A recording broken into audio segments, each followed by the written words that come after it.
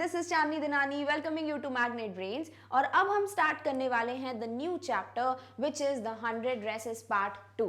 यानी कि जो प्रीवियस चैप्टर हमने पढ़ा है उसका जो कंटिन्यूएशन है स्टोरी का, द 100 ड्रेसेस पार्ट 1 का, that we would discuss in this chapter.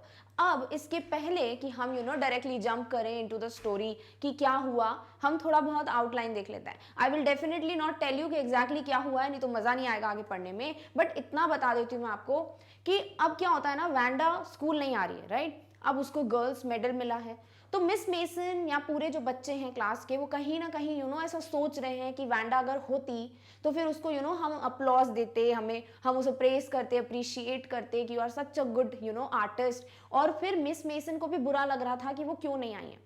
तो ठीक है, थोड़े दिनों तक तो वो स्कूल नहीं आई। उसके बाद क्या होता है ना, मिस मेसन के लिए एक लेटर आता है। वो लेटर लिखा होता है वैंडा के पापा ने, ठीक है। अब वैंडा के जो फादर हैं वो उस लेटर में मेंशन करते हैं कुछ, अब वो क्या है हम जब लेटर पढ़ेंगे तभी पता चलेगा। उस लेटर को सुनने के बाद सारे बच्चे और even Miss Mason, Peggy and Maddy सब बहुत ज़्यादा उदास हो जाते हैं। और फिर क्या होता है, मैडी जो है कुछ डीप थॉट्स में खो जाती है, उसको सब याद आने लगता है कि किस तरीके से वैंडा को ट्रीट किया गया पेगी के द्वारा। और फिर इस पे क्या होता है, एक रिएक्शन आता है मैडी का और कुछ रियलाइजेशन पेगी को भी होता है। And both of them decide कि हम वैंडा से बात करके उसको बताएंगे कि हम जो तुम्हें टीज करते थे वो जस्ट बिकॉज हम तुम्हारा ऐसी मस्ती मजाक में करते थे, ऐसा कुछ नहीं था कि हमें तुम्हें बुली करना था या कुछ ऐसा एक्सट्रीम लेवल का हमें कुछ तंग करना था, थ्रेटन करना था, ऐसा कुछ नहीं है। हम सिर्फ नॉर्मली तुम्हारा मजाक उड़ाते थे। और पेगी को कभी ऐसा लगता नहीं था कि उसको समझ आ रहा है कि हम उसका मजाक उड़ा रहे हैं। उनको क्या लगता था कि वैंडा कभी रिएक्ट नहीं करती तो मे बी उसको कोई फर्क ही नहीं पड़ता। तो इन सब चीज़ों को लेके क्या होता है एग्जैक्टली लेटर में क्या मेंशन है, क्यों पूरे बच्चे इतने ज़्यादा टेंशन में आ जाते हैं, दुखी हो जाते हैं, ये सब हम देखने वाले हैं इस स्टोरी में। But before that let's again read the introduction of the author और फिर उसके बाद हम एक आउटलाइन देख लेते हैं कि एग्जैक्टली हम इस चैप्टर में क्या पढ़ने वाले हैं। Clear? All right. So Eleanor Estes, again we already know she was born on May 9, 1906 and she unfortunately left this world on July 15, 1988. Was an American children's author and a children's library. ज़्यादातर क्या करती थी भैया, ये ऐसी books लिखती थी जो बच्चों के लिए है। जैसे अगर अभी हम 100 ड्रेसेस देख लें तो डेफिनेटली ये है तो बच्चों के लिए बुक, बट बहुत बड़ा मैसेज है यहाँ पर हम लोगों के लिए, क्योंकि अभी एक ऐसा फेज होता है हमारा। आप देख लीजिए, अगर आप क्लास 10th के अभी जो स्टूडेंट्स हैं या कोई भी अगर ये वीडियो देख रहा है, ऐसा फेज ज़रूर होता है लाइफ में जब आप गलती से या फिर आपको रियलाइज नहीं होता है कि कुछ चीज़ों पे हम इतना जज कर देते हैं किसी को, which is not good, acceptable नहीं है।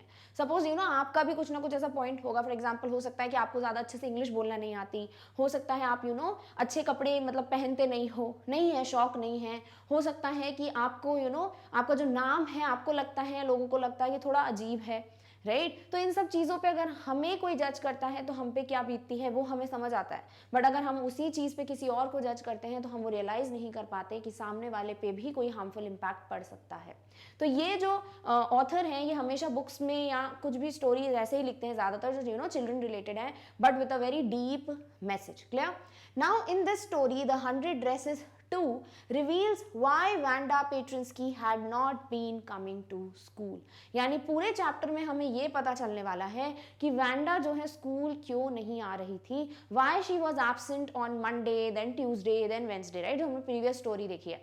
तो वो क्यों एब्सेंट थी, स्कूल में नहीं आ रही थी, या फिर आगे क्या हुआ, मैडी और पेगी ने उनको सॉरी बोला कि नहीं बोला वैंडा को, were they able to meet Wanda, ये सारे क्वेश्चंस के आंसर हम इस स्टोरी में देखेंगे। क्लियर? तो चलिए without wasting any more time let's just directly jump to the story. All right.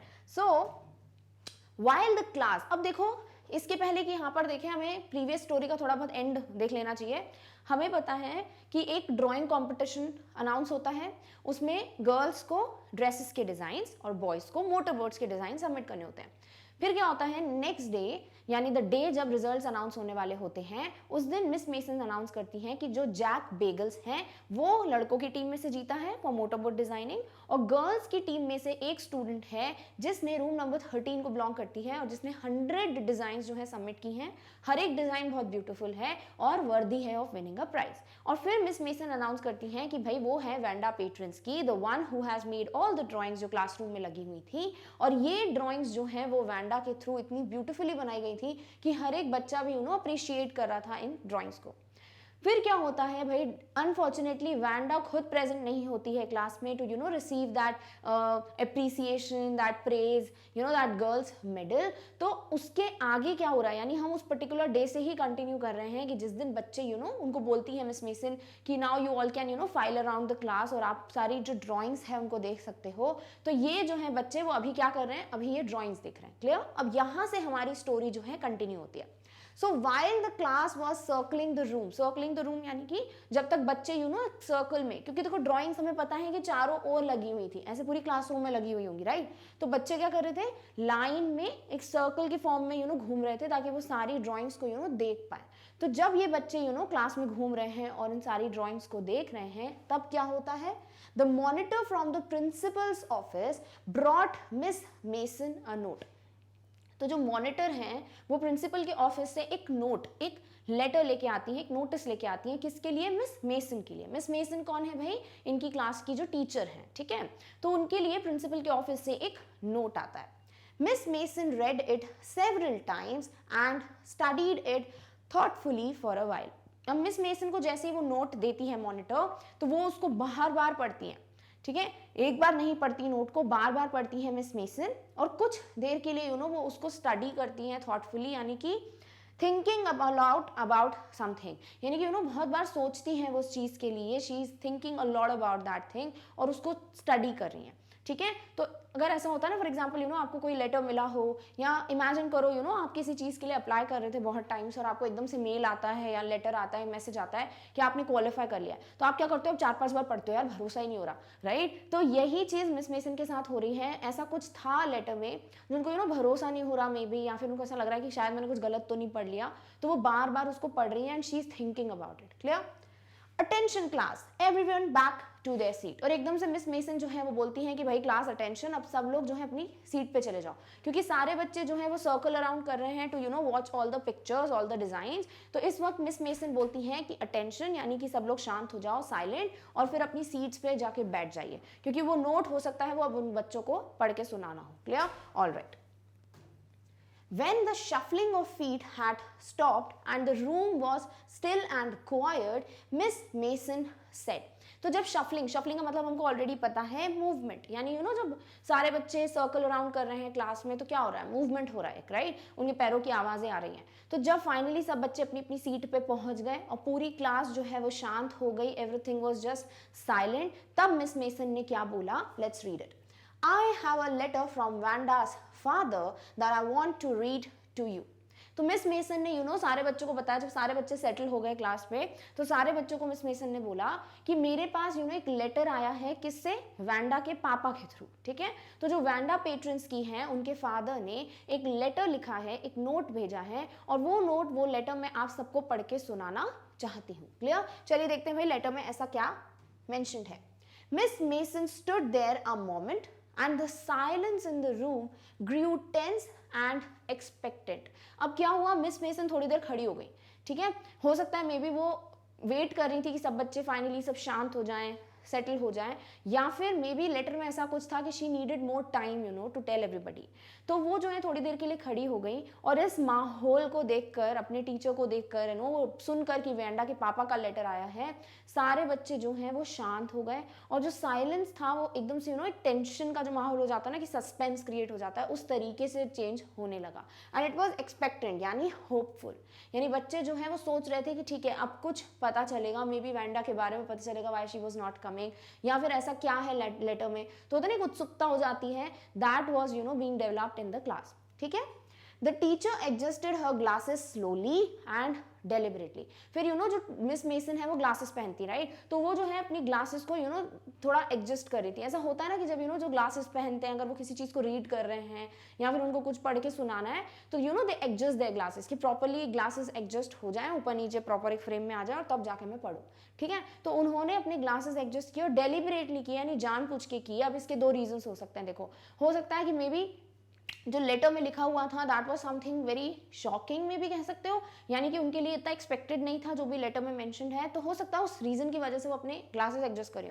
या दूसरी चीज हो सकती है कि मे बी अभी भी वो टाइम दे रही थी बच्चों को कि वो सब सेटल हो जाए, और इस वजह से she was adjusting her classes. Alright, her manner indicated that what was coming this letter from Vanda's father was a matter of great importance। और जिस तरीके से मिस मेसन बिहेव कर रही थी, जैसे उनके पास लेटर आया, नोट आया, तो डेफिनेटली ऐसा लग रहा था कि जो कुछ भी लेटर में लिखा है या जो भी अभी न्यूज़ आने वाली है वो डेफिनेटली बहुत इंपॉर्टेंट है। जिस तरीके से आप भाप लेते हो, आप परख लेते हो सामने वाले को कि वो सामने वाला जो कुछ बताने वाला है वो थोड़ा बहुत ऐसा यूजुअल सा है, इतना ज़्यादा इंपॉर्टेंट नहीं है, या फिर सीरियसनेस दिख जाती है कि नहीं यार कुछ इंपॉर्टेंट है। तो सेम सारे बच्चे समझ पा रहे थे कि कुछ बहुत इंपॉर्टेंट जो है इस लेटर में मेंशन है। Everybody listened closely as Miss Mason read the brief note। तो जितने भी बच्चे हैं वो सब क्या कर रहे थे, they were listening with attention। ठीक है, लिसन क्लोजली मतलब बहुत ध्यान से बिल्कुल सुनना, फोकस के साथ सुनना। तो जो बच्चे थे सारे दे वर लिसनिंग विथ अटेंशन, और उन्होंने क्या किया, दे जस्ट बिकेम साइलेंट जब मिस मेसन जो है वो नोट पढ़ने वाली थी। क्लियर? ऑलराइट। डियर टीचर, यानी कि जो लेटर मिस मेसन के लिए वांडा के पापा ने लिखा है, वो लेटर में हम देखते हैं क्या लिखा हुआ है। क्या एक मैसेज था for the class and for the teacher. Dear teacher, my Wanda will not come to your school any more. Wanda school क्यों नहीं आ रही थी? बिकॉज उनकी फैमिली ने या वांडा ने मे बी डिसाइड किया है कि वांडा अब कभी भी स्कूल नहीं आएगी। जेक ऑल्सो, ना who is Jake? Jake is brother of Wanda. ठीक है, तो वांडा का जो भाई है वो जेक है, पता होना चाहिए आपको। और उनके पापा ने, वांडा के पापा ने एक लेटर दिया है जिस लेटर में उन्होंने मेंशन किया है कि ना तो वांडा और ना ही उसका ब्रदर जेक अब कभी भी स्कूल वापस आएंगे। Now we move away to big city. और अब हम ऐसी सिटी में शिफ्ट हो रहे हैं जो बहुत बड़ी सिटी है, यानी करंटली वो जिस सिटी में रह रहे थे, जिस सिटी में ये स्कूल है, उस सिटी से भी हम एक बड़ी सिटी में अब शिफ्ट हो रहे हैं। नो मोर हॉलर पोलैक, यानी कि अब कोई भी पोलैक क्या होता है, जो पॉलिश पीपल होते हैं ना, पोलैंड से बिलोंग करते हैं, जो पोल्स हम पढ़ रहे थे, उनको एक तरीके से मजाक बनाते हुए हम पोलैक बोल रहे हैं। होलर मतलब गिव अ लाउड शाउट, यानी कि बार बार चिल्ला चिल्ला के बोलना, पोलैक पोलैक, यानी कि बार बार ये बताना कि जो भी इंसान पोलैंड से आया है वो डिफरेंट है या फिर वो एक्सेप्टेबल नहीं है सॉर्ट ऑफ। तो इस तरीके से मजाक उड़ाते हुए जो बोला जाता है वो इनके पापा ने बोला है कि अब हम एक बिग सिटी में शिफ्ट हो जाएंगे और अब कोई भी इस टर्म को यूज करके हमारा मजाक नहीं उड़ाएगा।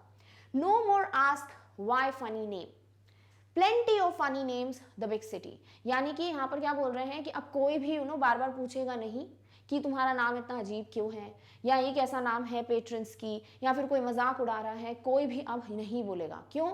क्योंकि प्लेंटी ऑफ नेम्स, यानी कि अब जिस सिटी में हम शिफ्ट हो रहे हैं वहाँ पर ऐसे अनयूजुअल से नाम जो है बहुत लोगों के हैं, तो उनके लिए ये सब नॉर्मल है, तो वहाँ डेफिनेटली इस बात का मजाक नहीं उड़ेगा। Yours truly Jan Petronski. अब ये कौन है भाई? ये फादर हैं किसके? वांडा पेट्रन्स्की के। और वो क्या बता रहे हैं, वो क्या बोल रहे हैं कि भाई अब बिल्कुल भी डेफिनेटली कोई चिढ़ाएगा नहीं, यानी जो वांडा और उनके ब्रदर हैं अब वो लोग अपने फैमिली के साथ कहाँ शिफ्ट हो रहे हैं? एक बिग सिटी में शिफ्ट हो रहे हैं, और अब उन्हें कोई भी चिढ़ाने नहीं वाला, भले वो नाम के बेसिस पे हो, भले वो पोलैंड को बिलोंग करते हैं उसके बेसिस पे हो। तो ये चीज़ जो है उन्होंने लेटर में लिख के भेजी, यानी कि मिस मेसन को एक ब्रीफ नोट दे दिया भाई, उनको इन्फॉर्म कर दिया कि because of the bullying, because of the टीजिंग जो हो रहा था वांडा के साथ, दैट वाज टोटली अनएक्सेप्टेबल, और अब हम अपने बच्चों को स्कूल नहीं भेजेंगे। Clear? Alright. A deep silence met the reading of this letter. Definitely जब सब बच्चों को रियलाइज हो गया था कि वांडा इज सो टैलेंटेड, उसको कितनी अच्छी ड्राइंग स्किल्स हैं उसके अंदर, she is such a good artist. उसके बाद अगर क्या हुआ, एक लेटर आता है कि वांडा अब कभी स्कूल नहीं आएगी, तो इस चीज़ की वजह से क्या होता है, एक ऐसा माहौल आ गया, साइलेंस जो है डेवलप हो गया पूरी क्लास में, कि सब लोग शॉक्ड हो गए कि अब तो हम रेडी थे वांडा को बोलने के लिए कि you are such a good artist, और अब वो स्कूल नहीं आएगी। तो एवरीबडी वाज शॉक्ड, इसीलिए डीप साइलेंस का माहौल हो गया। Miss Mason took off her glasses, blew on them and wiped them on her soft white handkerchief. अब क्या होता है, अब मिस मेसन ने अपने ग्लासेस निकाले, उस पर ब्लू किया यानी फूंक मारी, और उसको एक वाइट हैंकरचीफ से वो साफ करने लगी। ठीक है, होता है ना कई बार जिनको ग्लासेस पहनने की आदत होती है, जब कुछ टेंशन वाला माहौल बोल लीजिए यहाँ पर है, जब मिस मेसन डिस्टर्ब्ड हैं तो वो अपने ग्लासेस निकाल के उसको साफ कर रही हैं ताकि एक एक्शन क्या करे इस पर रिएक्ट, तो ये उनका रिएक्शन था। Then she put them on again and looked at the glass, और उन्होंने वो जो ग्लासेस है जिनको उन्होंने व्हाइट हैंकरचीफ से वाइप किया, अब ग्लासेस उन्होंने वापस पहने और सबको, पूरी क्लास को देखने लगी। When she spoke, her voice was very low. और जब वो बात करने लगी इस लेटर पढ़ने के बाद, तो उनकी आवाज़ बहुत धीरे हो गई थी, लो हो गई थी, क्योंकि obviously she was not happy with the letter. उनको बहुत बुरा लग रहा था ये जानकर कि अब वैंडा जो है वो कभी स्कूल नहीं आएगी, बिकॉज ऑफ दिस टर्म कि उसको इस तरीके से ट्रीट किया गया था, एलियनेट किया गया था क्लास में से। तो इस वजह से मिस मेसन को बहुत बुरा लगा था। और उसको हम कैसे तरीके से पता कर सकते हैं, क्योंकि अब मिस मेसन जो भी बात कर रही थी वो एक धीमी सी सॉफ्ट सी वॉइस में कर रही थी।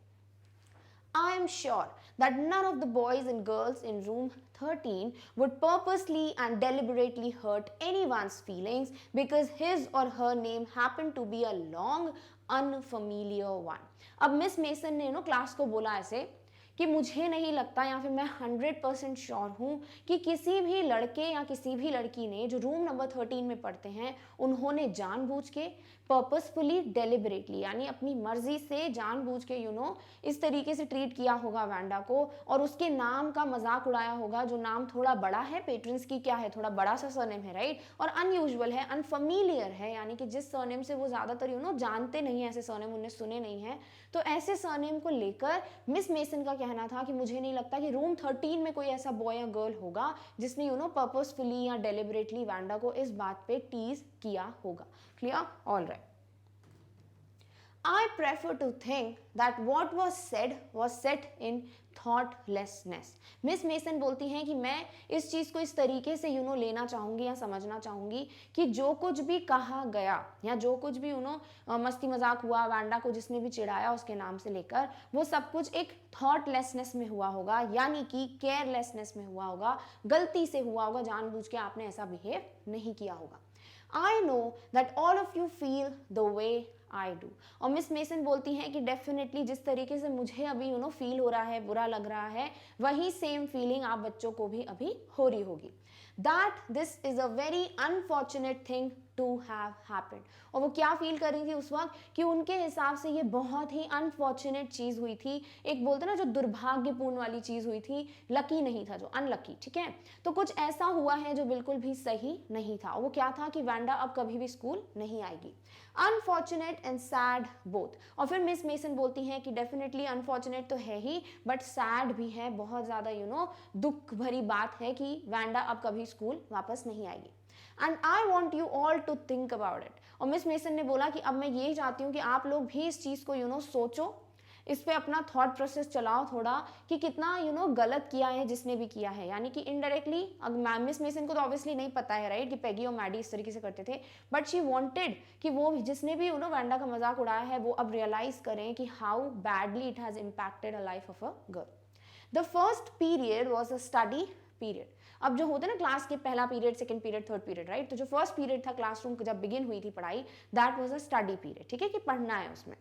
Maddie tried to prepare her lessons, but she could not put her mind on her work. यानी सब बच्चों को अपनी पढ़ाई करनी है, प्रिपरेशन करनी है, तो मैडी भी यही कर रही थी कि जिस तरीके से उसको लेसन्स प्रिपेयर करने हैं या फिर उसको क्या पढ़ना है, वो सारी चीज़ें गैदर कर रही थी वो, बट कहीं ना कहीं ऐसा हो रहा था कि उसका फोकस नहीं बन पा रहा था, वो अपनी पढ़ाई पे ज़्यादा ध्यान नहीं लगा पा रही थी। ऐसा क्यों? Let's see that.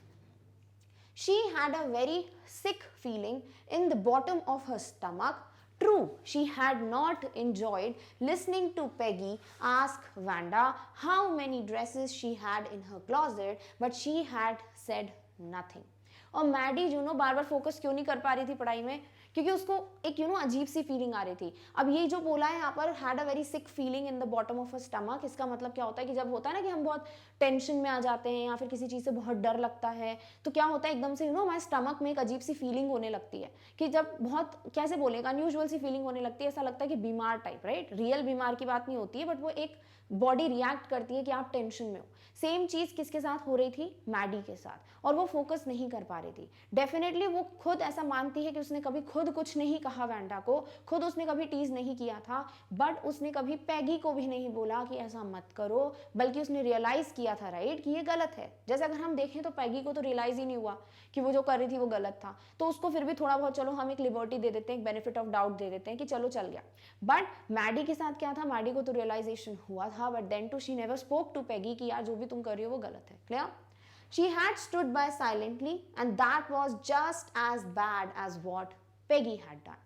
यानी कि भले ही वो चुपचाप खड़ी रहती थी पैगी के साथ, जब पैगी मजाक उड़ाती थी वैंडा का, भले ही वो चीज़ सुनकर उसको बुरा लगता था, उस चीज़ का उसको ऐसा लगता था कि ये गलत है, बट कभी भी उसने बोला नहीं, right, she never spoke about it. वो क्या करती थी, वो चुपचाप खड़ी रहती थी, यानी कि बोल सकते हो ना, she was part of it, right. तो वो इक्वली गलत था जितना पैगी का गलत करना था, यानी पैगी मजाक उड़ा रही थी, वो भी उतना ही गलत है जितना कि मैडी ये देखते हुए चुप थी कि ये सब कुछ गलत हो रहा है। यानी she would have said this, but उसने कभी आवाज नहीं उठाई, तो she was equally wrong as Peggy was. Clear? All right.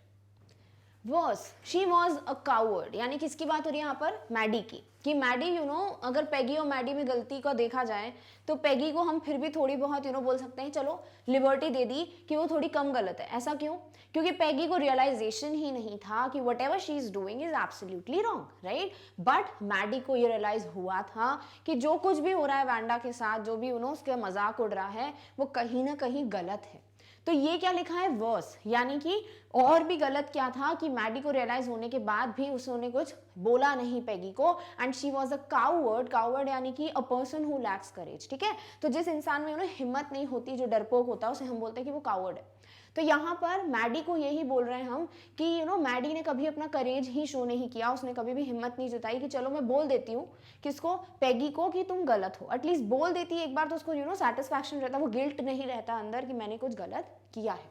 At least Peggy had not considered they were being mean, but Maddie had thought that they were doing wrong. At least Peggy को कभी भी ये realize ही नहीं हुआ कि वो लोग mean मतलब selfish, यानी वो लोग सिर्फ अपना सोच रहे हैं कि हमें मजा आ रहा है मजाक उड़ाने में, तो वो चीज़ कभी realize ही नहीं हुई पैगी को कि हम एक selfish इंसान की तरह behave कर रहे हैं। तो realization नहीं हुआ, तो फिर आप कैसे expect करते हो कि उसको लगेगा कि मैं कुछ गलत कर रही हूँ। बट मैडी को तो समझ आ रहा था ना कि they are being mean, तो फिर भी उसने कुछ नहीं बोला। दैट मीन्स कि मैडी जो है बहुत ज्यादा गलत थी इस बात पे। She could put herself in Vanda's shoes. और मैडी क्या कर सकती थी, वो अपने आप को, वैंडा शूज का मतलब क्या होता है कि अपने आप को उस इंसान की जगह पर रख कर देखना, ठीक है। क्योंकि देखो मैडी और वैंडा में बहुत सी सिमिलैरिटीज थी। मैडी भी एक पुअर फैमिली को बिलोंग करती थी, तो somewhere she could understand the state of mind of Wanda कि क्यों उसके पास एक ही ड्रेस है और उस एक ड्रेस का अगर कोई मजाक उड़ाता तो उस पर क्या बीतती होगी। तो ये चीज समझ सकती थी मैडी, क्योंकि वो उसकी जगह अपने आप को रखकर शी कुड फील दैट। पैगी का तो चलो ठीक है, पैगी वॉज रिच, तो उसको शायद रियलाइजेशन नहीं होता था कि ये चीजें जो हैं कितनी ज्यादा बड़ी बात हो सकती है, बट मैडी को तो रियलाइज हो सकता था ना, तो शी कुड डू इट कि वो अपने आप को उसके शूज में यानी उसकी जगह रखकर समझती उसको, बट उसने कभी ऐसा नहीं किया। Goodness, wasn't there anything she could do? और गुडनेस यानी कि ऐसा होता है ना कि यार एटलीस्ट कुछ तो कर पाते, यानी एक तरीके से हम यहाँ पर एक फीलिंग दिखा रहे हैं कि कुछ तो था ना कि वो कुछ कर सकती थी, एटलीस्ट कोई एक्शन ले लेती, या वैंडा को ही बोल देती कि मैं तुम्हारे सपोर्ट में खड़ी हूँ, टेंशन मत लो, तो एटलीस्ट उसको वैंडा को भी लगता कि कोई है जो मेरा साथ दे रहा है, बट वो उसने कुछ भी ट्राई नहीं किया। If only she could tell Vanda she had not meant to hurt her feelings. अगर एटलीस्ट वो वैंडा को इतना ही बोल देती कि हम तुम्हारी फीलिंग्स को हर्ट करने के लिए नहीं बोल रहे हैं, दिस इज समथिंग जो हम सिर्फ as a source of entertainment है हमारे लिए, इसीलिए ऐसा कर रहे हैं, यानी हमको मजाक उड़ाने में मजा आ रहा है, इसीलिए हम तुम्हें इस तरीके से ट्रीट कर रहे हैं। बाकी जस्ट तुम्हें फीलिंग्स तुम्हारी हर्ट करना या तुमको हर्ट करना, थ्रेटन करना, ये हमारा रीजन नहीं है। Now she turned around and stole a glance at Peggy, but Peggy did not look up. हमें पता है कि भाई अभी क्या चल रहा है, फर्स्ट पीरियड चल रहा है, स्टडी पीरियड, राइट, तो सब पढ़ रहे होंगे, तो अभी इस वक्त मैडी के दिमाग में बहुत सारी चीजें चल रही हैं, समवेयर वो एक गिल्ट ट्रिप पे है, वो गिल्ट हो रहा है, उसको पछतावा हो रहा है कि क्या किया मैंने, राइट। तो उसने क्या किया, उसने एकदम से पैगी को देखा। Now she stole a glance मतलब टुक लुक क्विकली, होता ना एकदम से ध्यान देख लेना कि कोई देख रहा है कि नहीं देख रहा है, उसे हम बोलते हैं स्टोल अ ग्लांस, ग्लांस करना है नहीं देखना, राइट। तो पैगी को है ना एकदम से मैडी देखती है, बट पैगी ने कभी ध्यान नहीं दिया, मे बी वो बिजी होगी।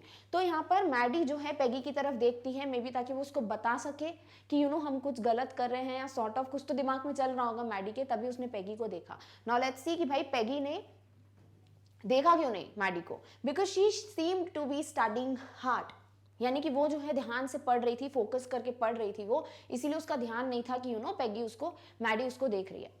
Well, whether Peggy felt badly or not, she, Maddie, had to do something. अब भले ही पैगी को अभी भी बुरा लगा है या नहीं लगा है कि वैंडा उन लोगों की वजह से स्कूल अब अटेंड नहीं करेगी, बट फिर भी मैडी को तो कुछ ना कुछ करना पड़ेगा, क्योंकि मैडी को अल्टीमेटली रियलाइजेशन हो गया है, तो समवेयर शी कैन से कि हाँ भाई कुछ तो गलत है, तो मुझे तो कुछ ना कुछ इसमें करना पड़ेगा। She had to find Wanda patrons की, और इसके लिए करना क्या पड़ेगा भाई, पर्सनली जाके मिलना पड़ेगा वैंडा से, राइट। तो मैडी को कहीं ना कहीं से या कुछ ना कुछ करके तो वैंडा को ढूंढना ही पड़ेगा कि वो अभी इस वक्त कहाँ है। May be she had not yet moved away, हो सकता है भाई लेटर अभी अभी आया है, तो अभी अभी डिसीजन लिया उनकी फैमिली ने, तो मे बी वो सारी तैयारियां कर रहे हो, पैकअप कर रहे हो सारी चीज़ों को कि अब हम शिफ्ट करेंगे। तो मैडी को लग रहा है कि हो सकता है वो अभी तक कहीं शिफ्ट नहीं हुए हैं, तो एक चांस है कि हम ट्राई कर लेते हैं कि शायद हम उससे मिल पाएं। Maybe Peggy would climb the heights with her. और मैडी को ऐसा लगता है हो सकता है मैं पैगी को बोलूंगी तो पैगी भी मेरे साथ आ जाए। हाइट्स का है क्या है मतलब, जो बॉगिन्स हाइट नाम है जहां पर रहती है वैंडा पेट्रन्स की, वहां की बात हो रही है कि हो सकता है भाई कि पैगी मैडी का साथ दे और वो भी वहां पर जाए उसको ये हेल्प करने की वैंडा को हम ढूंढे। Clear? And they would tell Wanda she had won the contest, that they thought she was smart and the 100 dresses were beautiful. और ताकि वो वैंडा को ढूंढकर उसको 3 चीज़ें बता सके। पहली चीज़ कि वो जो है कॉन्टेस्ट जीत चुकी है, जो ड्राइंग कॉन्टेस्ट है उसकी विनर कौन है, वैंडा पेट्रन्स की। दूसरी चीज़ वो स्मार्ट है, स्मार्ट इन द सेंस कि वो इंटेलिजेंट है, वो बिल्कुल भी डम या स्टूपिड पर्सन नहीं है। एंड थर्डली उसने जितनी भी 100 ड्रेसेस की बात की थी वो सारी की सारी ड्रेसेस बहुत ब्यूटीफुल हैं। तो ये तीनों बातें ये मिलके अगर बोल देते हैं तो कहीं ना कहीं दे वुड रियलाइज कि हमने कुछ अच्छा किया। तो मैडी ने क्या सोचा है कि भाई मुझे अब पैगी को बोलकर या पैगी के साथ जाकर वैंडा को ढूंढना ही पड़ेगा ताकि ये तीनों चीजें हम उसको कन्वे कर सके। Clear? All right. When school was dismissed in the afternoon, dismissed का मतलब क्या होता है, खत्म हो गया, यानी जब स्कूल के टाइम खत्म हो गया, पढ़ाई वढ़ाई हो गई, छुट्टी हो गई स्कूल की, ऐसा कह सकते हो। In the afternoon, Peggy said with pretended casualness, hey, let's go and see if that kid has left town or not. और एकदम से क्या होता है, एकदम से पैगी जो है वो मैडी को खुद बोलती है, एक प्रिटेंडेड यानी फेक करते हुए, यानी जो रियल नहीं है वैसा, कैजुअलनेस यानी कि वो इस तरीके से प्रिटेंड करी कि उसको कोई फर्क नहीं पड़ा है। वो तो ऐसे ही जनरली बोलते हैं ना कि हम ऐसे ही पूछ रहे हैं, बल्कि पूछना क्यों होता है, क्योंकि हमको सच में जानना होता है, तो उसे हम क्या बोलते हैं, प्रिटेंडेड कैजुअलनेस। तो वो एक फॉर्मेलिटी करते हुए यानी एक नॉर्मल तरीके से पूछती है किससे, मैडी से, कि चलो हम एक बार चेक करके आते हैं कि दैट किड, किड कौन है यहाँ पर, वैंडा पेट्रन्स की, कि वैंडा ने अभी तक टाउन छोड़ा है या नहीं। So Peggy had the same idea. Maddie glowed. इसका मतलब पैगी के दिमाग में भी सारी चीजें चल रही थी जो मैडी के दिमाग में चल रही थी। मैडी भी चाहती थी कि हम जाकर वैंडा को ढूंढे, और सेम चीज पैगी ने खुद कन्वे की मैडी को कि वो भी यही चाहती है। और ये सुन के जो चीज आप सोच रहे हो, चाहते हो, और वही अगर आपको कोई और बोल दे तो आप खुश हो जाते हो, राइट। सेम चीज किसके साथ हुई, मैडी के साथ। शी ग्लोड यानी शी बिकेम वेरी हैप्पी कि I also wanted to go and search for Wanda patrons की, and same thing Peggy also wants to do. तो वही चीज सुनकर कहीं ना कहीं मैडी बहुत खुश हो गई। Peg was really all right. और यहाँ पर फिर ऐसा लगता है कि हाँ ठीक है भाई, पेग यानी पैगी ठीक सोच रही है और अब सब कुछ जो है वैसा ही हो रहा है जैसा मैडी चाहती थी। Clear? All right. The two girls hurried out of the building. तो दोनों गर्ल्स कौन है यहाँ पर, पैगी और मैडी। बिल्डिंग क्या है, स्कूल बिल्डिंग, ठीक है। तो दोनों जो है स्कूल की बिल्डिंग से बहुत जल्दी जल्दी भागे, यानी ये बता रहा है कि वो लोग कितने एक्साइटेड थे कि नहीं यार चलो एक बार जल्दी से देख लेते हैं, वैंडा चली ना जाए टाउन छोड़ के, राइट। तो दोनों ही बिल्कुल सारी कोशिशें कर रहे थे कि हम उससे जाकर मिले। Up the street toward Boggins Heights, the part of town that wore such a forbidding air. कहाँ भागे ये लोग? ये लोग भागे up the street, यानी कि उस स्ट्रीट, ये सड़क जो है वो ऊपर की तरफ जाना पड़ता है क्लाइंब करके, जहाँ से बॉगिन्स हाइट नाम की जगह आती है, जहाँ पर वैंडा पेट्रन्स की रहती थी, राइट। तो उस जगह पर क्या है, उस जगह पर है फॉरबिडिंग एयर। फॉरबिडिंग का मतलब क्या होता है, जो अनफ्रेंडली होता है, अनप्लेजेंट होता है, यानी कि जो सही नहीं है, ठीक है। तो फॉरबिडिंग एयर थी, यानी ऐसा हवा चल रही थी जो कि अच्छी नहीं लग रही थी, एक अनप्लेजेंट सा वाइब आ रहा था। On this kind of November afternoon, और जब नवंबर का आफ्टरनून है, जिस दिन ऐसा नहीं होना चाहिए, उस दिन कैसी एयर चल रही थी, एक फॉरबिडिंग एयर चल रही थी, यानी कैसी हवा चल रही थी जो कि नॉर्मली नवंबर के आफ्टरनून में देखी नहीं जाती है। Drizzly, damp and decimal.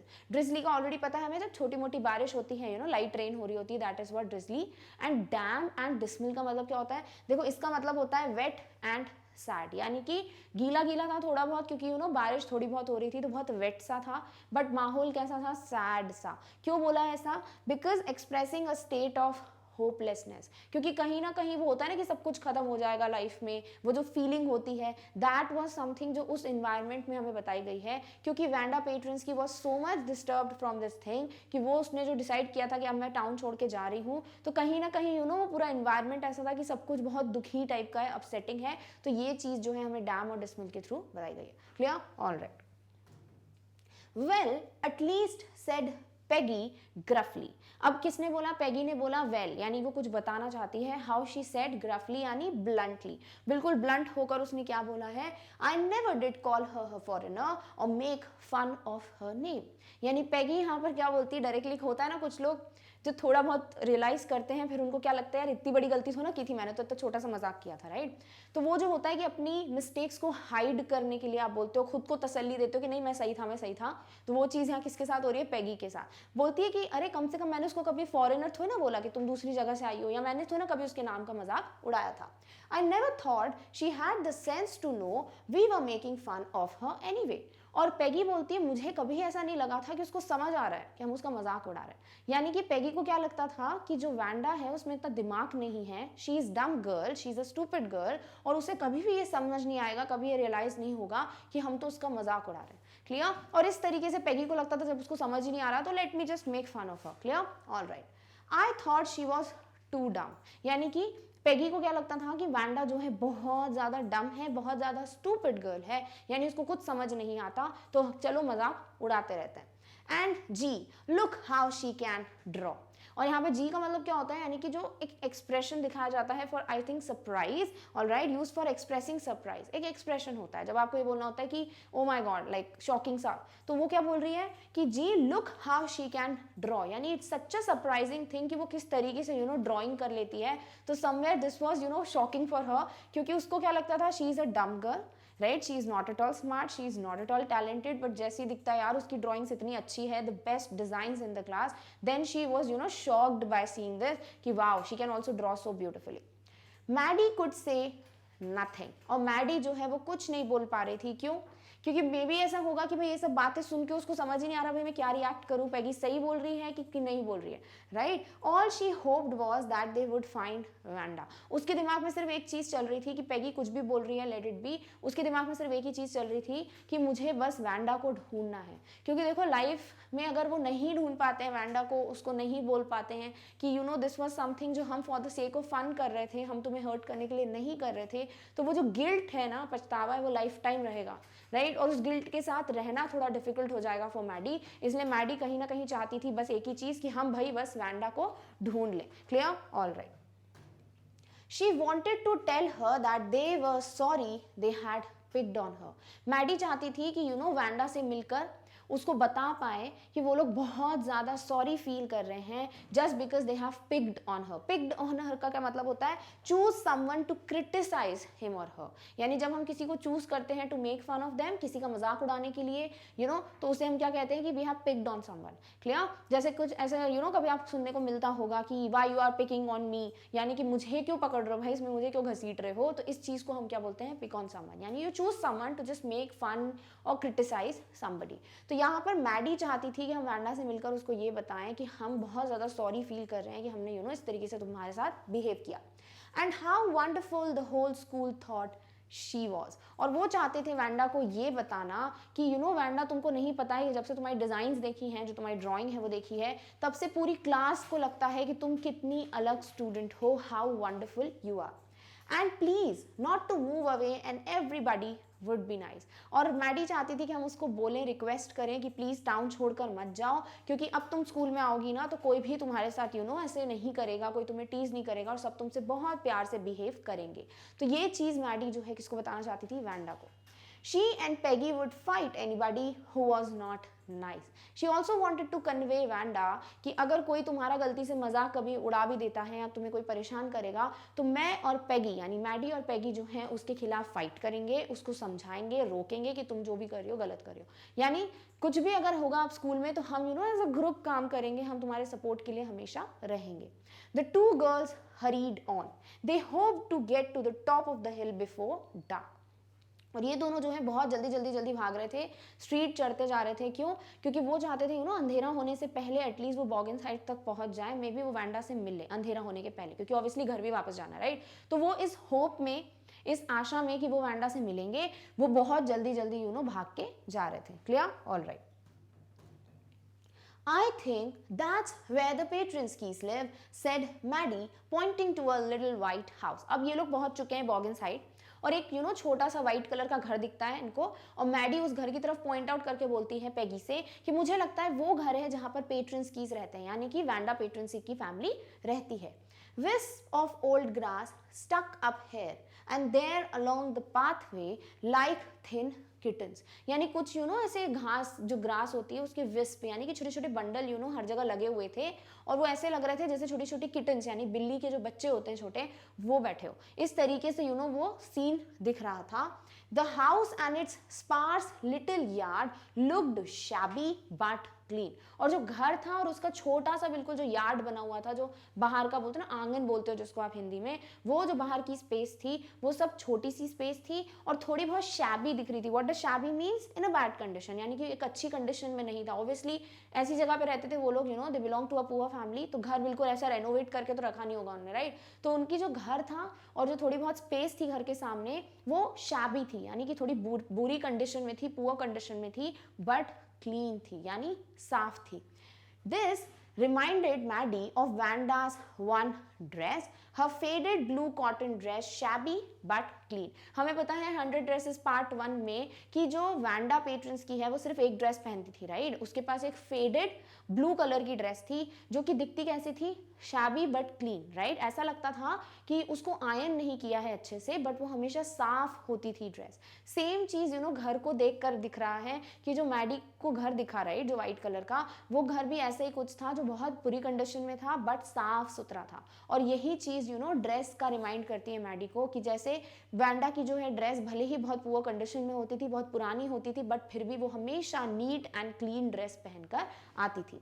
There was not a sign of life about the house. और बिल्कुल भी ऐसा देख के नहीं लग रहा था कि वहां कोई लाइफ एग्जिस्ट करती, यानी कि ऐसा देख के बिल्कुल नहीं लग रहा था कि वहां अभी कोई रहता है उस घर में। साइन ऑफ लाइफ यानी कि जहां पर कोई जीवित इंसान रहता हो, राइट। तो कौन रहेगा घर में? ऑब्वियसली पेट्रन्सी की फैमिली बोल रहे हैं, तो यहाँ पर देखकर बिल्कुल नहीं लग रहा था ऐसा कि उस घर में अभी भी कोई रहता है। Clear? All right. Peggy knocked firmly on the door. Peggy गई और उसने जो है डोर पे नॉक करना चालू किया, ठकठकाना चालू किया। But there was no answer. But किसी का कोई आंसर इन द सेंस किसी ने डोर नहीं खोला या किसी ने अंदर से बोला नहीं कि we are coming, who is this, कुछ भी जवाब नहीं आया। She and Maddie went around to the backyard and knocked there. और फिर ये दोनों क्या करा, इन दोनों ने घर के पीछे गए, ठीक है, बैकयार्ड पे गए और पीछे के दरवाजे फिर इन लोगों ने ठकठकाया कि मे बी अगर कोई पीछे साइड पे हो घर के तो वो सुन के बाहर से गेट खोल दे। तो ये लोग पीछे साइड गए, वहां पे भी उन्होंने गेट जो है डोर नॉक किया, बट कोई भी आंसर वहां से भी नहीं आया। Still there was no answer. There was no doubt about it, the Petronskis were gone.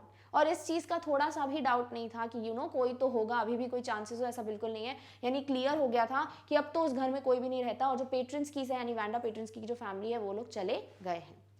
How could they ever make amends? और अब इसके बाद एक ही चीज दिमाग में आ रही थी, मेक अमेंड्स का मतलब क्या होता है? To show that one is sorry by doing something good. यानी कि एक होता है ना कि आप किसी चीज़ के लिए पे बैक कर देते हो। फॉर एग्जाम्पल अगर आपने कुछ गलत किया, आप उसको ठीक करने के लिए आप कुछ सही करते हो, राइट। सेम चीज़ ये लोग करने गए थे। इन लोगों ने परेशान किया था वैंडा को, बट ये लोग मिलकर उसको बताना चाहते थे कि हम जो है जानबूझ के नहीं कर रहे थे ये सब कुछ चीज़ें, और ये सिर्फ एक सोर्स ऑफ फन था। तो ये सॉर्ट ऑफ एक वे था इनका टू से सॉरी टू वैंडा, बट अब वो भी नहीं कर सकते। क्यों? क्योंकि वैंडा पेट्रन्स की हमेशा के लिए चली गई है। क्लियर? तो अब वो यही सोच रहे हैं कि अब हम किस तरीके से इस चीज़ के लिए सॉरी बोलेंगे। They turned slowly and made their way back down the hill. और turn slowly क्या बता रहे हैं यहाँ पे कि वो लोग अपसेट हो गए थे, कहीं ना कहीं वो डिजेक्टेड फील कर रहे थे कि सब कुछ सही नहीं हुआ। क्यों? क्योंकि वो जिस चीज़ के लिए गए थे, ऑलरेडी देखो गिल्ट चल रहा है दिमाग में, फिर वो नहीं हो पाया, वैंडा मिली नहीं, तो पूरी तरीके से ये बहुत बुरा सैड फील कर रहे थे, और उस वजह से वो लोग जो है पीछे मुड़े, यानी कि घर से दूर गए, and then they started walking down the hill, यानी ये लोग वापस आने की अब तैयारी में थे। Clear? All right. Well, anyway, said Peggy, she is gone now, so what can we do? Peggy ने अब एकदम से मैडी को बोला कि अब तो वो चली गई है, राइट, वैंडा अब चली जा चुकी है टाउन से, तो अब बताओ हम क्या कर सकते हैं। Besides, when I was asking her about all her dresses, she probably was getting good ideas for her drawings. She might not even have won the contest otherwise. अब पैगी की जैसी हमें दिख रही है आदत, वो अपने आप को बहुत ज़्यादा बोल सकते हो कि सही प्रूफ करने में लगी रहती है। मे बी देखो दो रीजंस हैं, एक तो कि उसको सच में सेंस नहीं है कि उसने गलत किया है, और उसको यही लग रहा है कि भाई मैंने कुछ गलत नहीं किया, या फिर ऐसा हो सकता है कि उसको इतना ज़्यादा बुरा लग रहा है कि उसको कवर अप करने के लिए, वो अपने आप को तसल्ली देने के लिए कि कोई बात नहीं कोई बात नहीं, इसीलिए वो ऐसे रीजंस दे रही है, राइट। तो इस बार उसने क्या रीजन दिया है कि भाई जब मैंने उससे 100 ड्रेसेस के बारे में पूछा, या सॉरी ड्रेसेस के बारे में पूछा, तभी तो उसके दिमाग में आया 100 ड्रेसेस, तभी तो उसके दिमाग में आइडियाज आए कि हर एक ड्रेस कैसी दिखती है, और अगर मैं नहीं पूछती तो फिर वो ड्राइंग कंपटीशन जीत ही नहीं पाती। यानी कि यहाँ पैगी को लगता है कि मेरी वजह से वैंडा एक ड्राइंग कंपटीशन जीती थी और उसने ये 100 ड्रेसेस डिजाइन की थी। Maddie turned this idea carefully over in her head, for if there were anything in it, she would not have to feel so badly. तो यहाँ पे क्या हो रहा है ना, एकदम से मैडी जब ये सब बातें सुनती है तो उसको क्या लगता है कि यार चलो ठीक है, सही तो एक तरीके से सही तो बोल रही है पैगी, और हो सकता है ये आइडिया अगर मैं भी एक्सेप्ट कर लूँ कि इस वजह से ही वो ड्राइंग कॉम्पिटिशन जीती थी, क्योंकि उसने मजाक उड़ाया था पैगी ने, राइट, तो फिर उसको इतना बुरा नहीं लगेगा। यानी कि एक रीजन मिल जाए ना कि यार चलो कोई नहीं गलती की बट कोई बात नहीं, तो वो एक रीजन मैडी को लग रहा था मे बी ये वो रीजन है।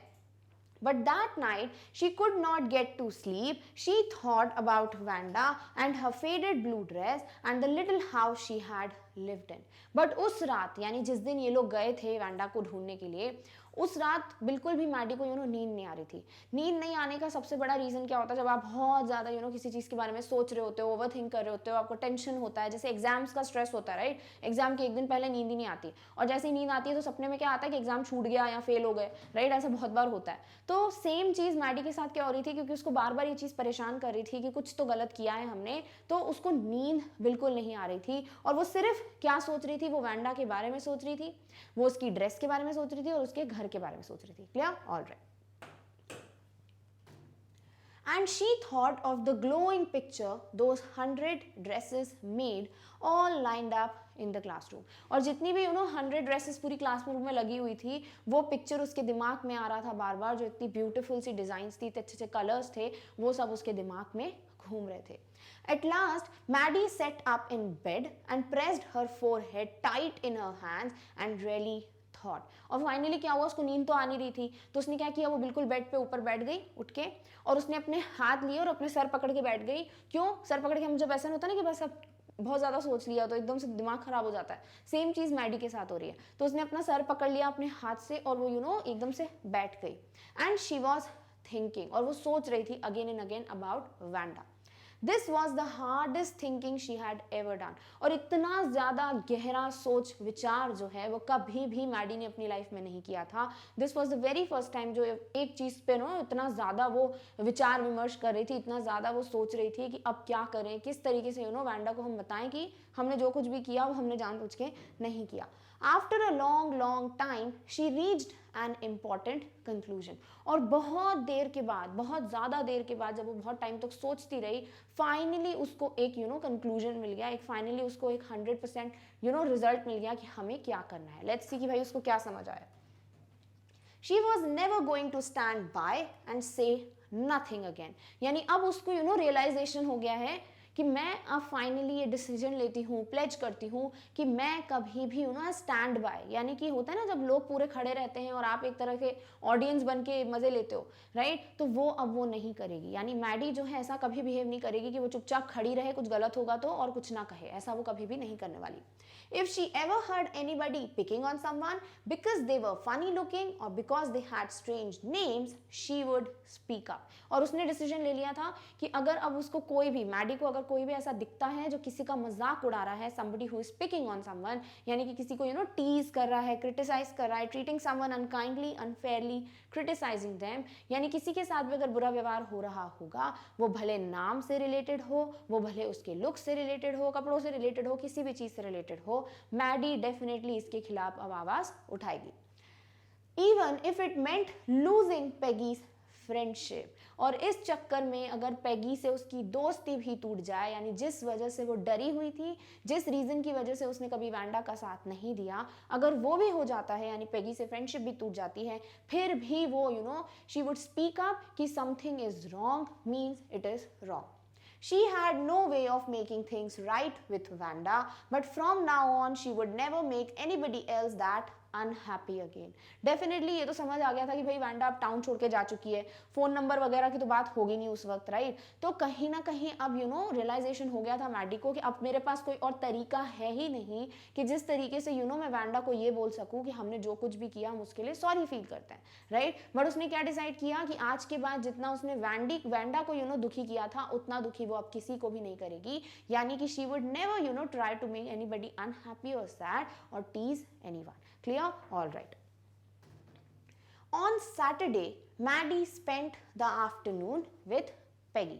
अब सैटरडे का टाइम है भाई, वीकेंड है. अब इस दिन जो है मैडी किसके साथ बैठी हुई थी? पेगी के साथ बैठी हुई थी.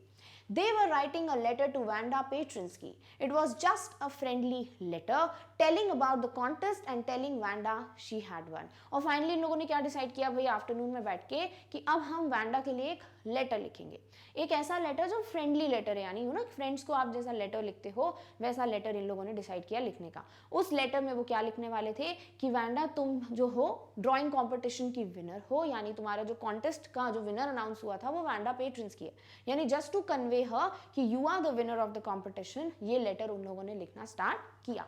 They told her how pretty her drawings were.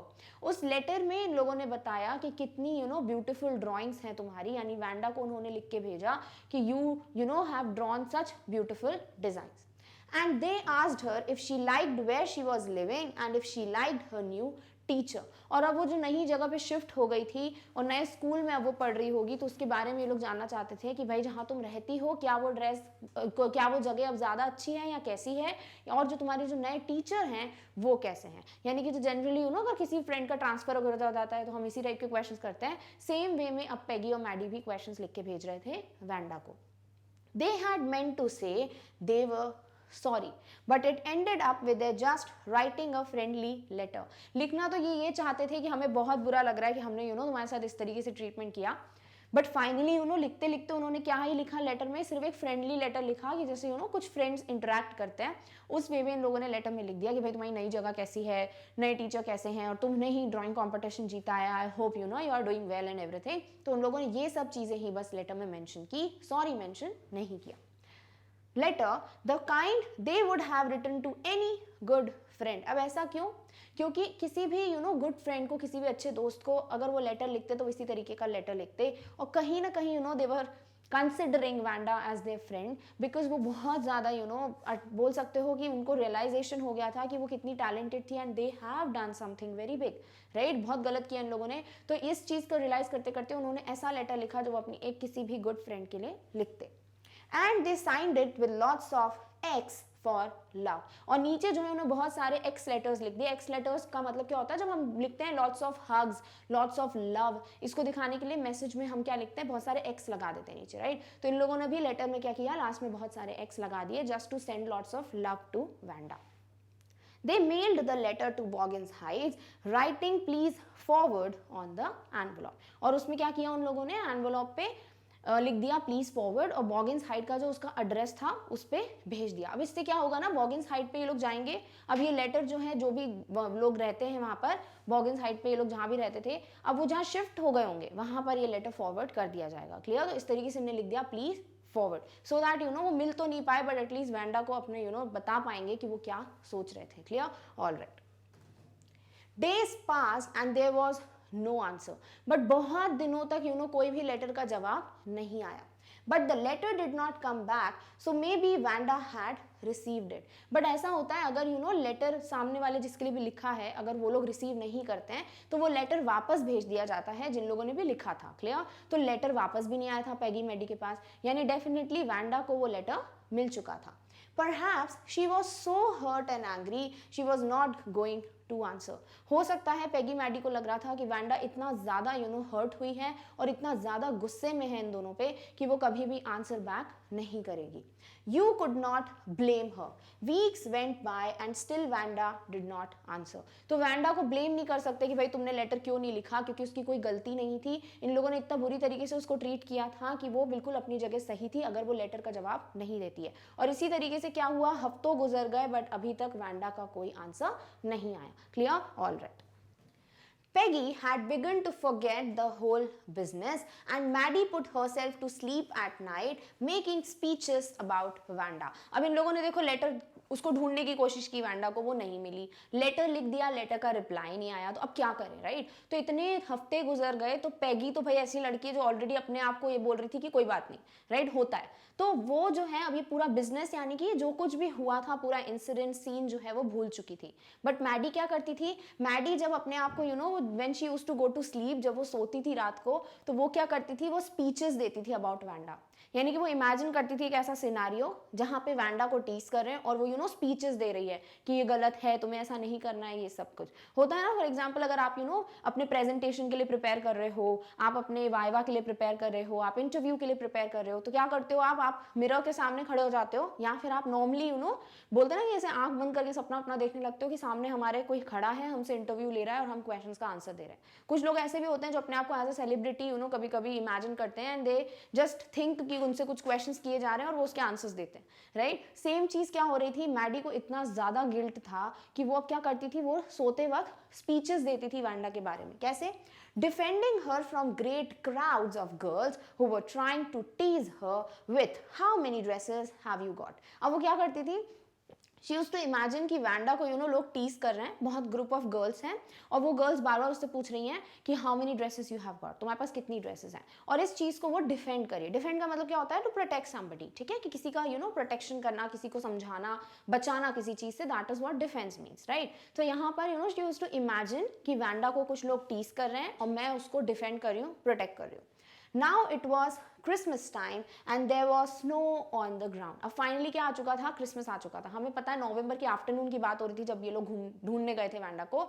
Now it's December, it's Christmas time. Clear? और क्या है भाई, हर जगह स्नो ही स्नो है, because Christmas is the time जब यहाँ पे स्नोइंग होती है, तो हर जगह बर्फ गिरी हुई है।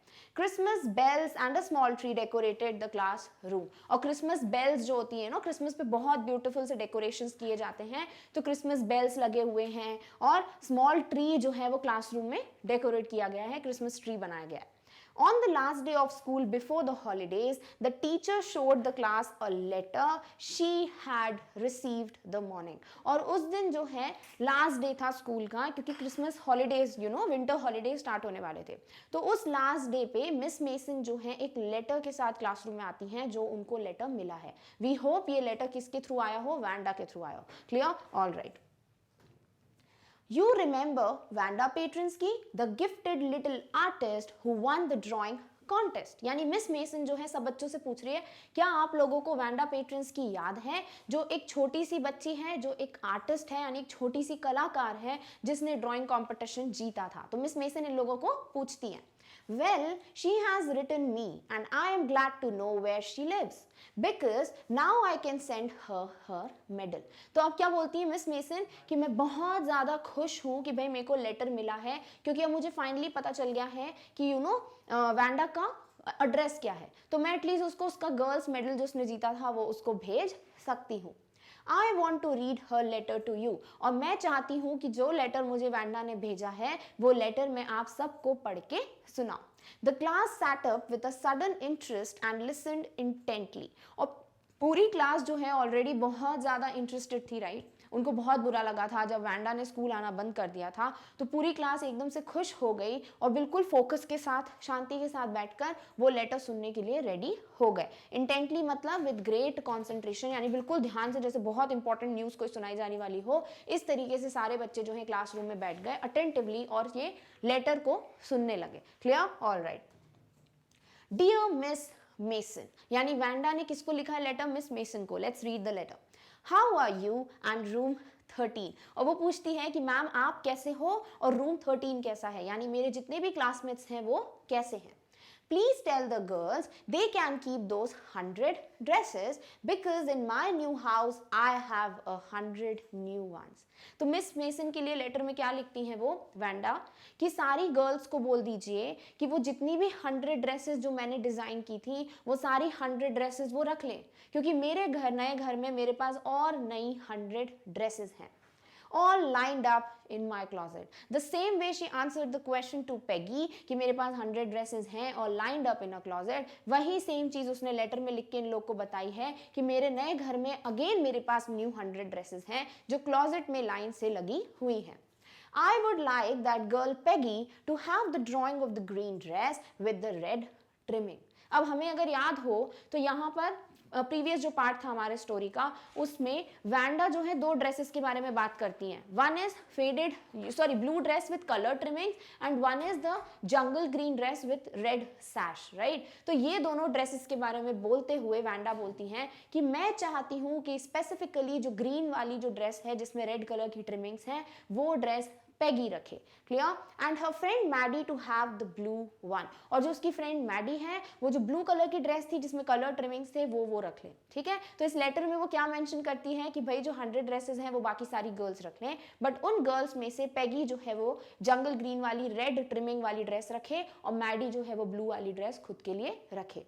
For Christmas I miss that school and my new teacher does not equalize with you. और यहाँ पर वैंडा लिखती है कि क्रिसमस के लिए आई मिस माई स्कूल, यानी कि उस स्कूल में मेरा जो क्रिसमस सेलिब्रेशन होता मैं मिस कर रही हूँ, और मेरी जो नई टीचर हैं वो बिल्कुल भी आपके साथ इक्वलाइज नहीं करती, यानी आप जितने अच्छे हो, जितना मेरा क्लोज बॉन्ड है आपके साथ मिस मेसन के साथ, उतना अच्छा बॉन्ड या उतनी अच्छी मेरी नई टीचर नहीं है जितनी कि आप हैं. मेरी Christmas to you and everybody. Or finally, she wishes good luck to everybody, Merry Christmas to everybody, and with this she ends the letter saying yours truly Vanda Patrinsky. यानी इतना ब्यूटीफुल सा लेटर वैंडा लिखती है. It is sensitive letter in which at least she replied. तो क्या होगा ना, अब इतना ज़्यादा गिल्ट ट्रिप पे नहीं जाएंगे कौन, मैडी और Peggy.